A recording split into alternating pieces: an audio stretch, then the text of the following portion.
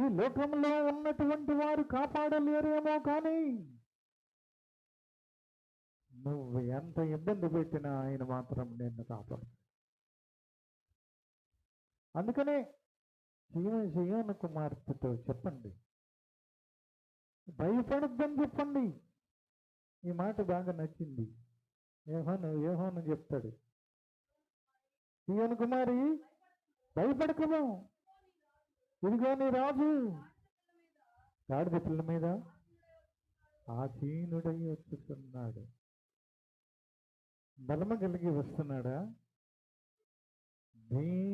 దీనత్వముతో, శాంతముతో, సమాధానముతో, కృపతో నిన్ను రక్షించడానికి వస్తూ ఉంటాడు.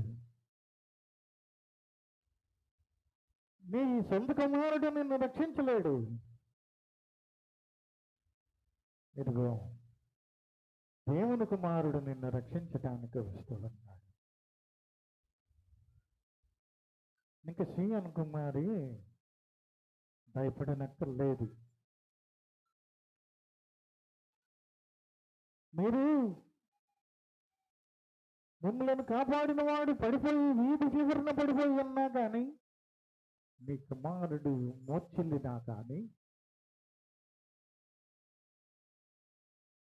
దేవుని కుమారుడు వస్తూ ఉన్నాడు. ఆయన మిమ్మల్ని కాపాడుతాడు.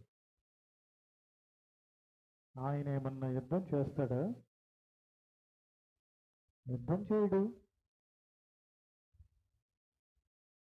నీ క్రోధాన్ని, తండ్రి యొక్క క్రోధాన్ని అడ్డం పెట్టాడు. ఇంకా క్రోధము ఉండదు అని చెప్పి యశప్రవక్త గారు చెప్పిస్తూ ఉన్నాడు. నీ మీద కోపం ఆగిపోయిందని చెప్పు. మోర్చిల్లిన నువ్వు లేస్తావు,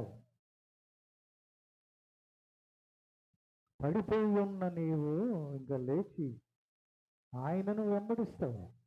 మనిషి కుమారును, దేవుని కుమారుడు, రెండు తత్వాలు ఉన్నాయి. ఆయనే దేవుని కుమారుడు, ఆయనే మనిషి కుమారుడు.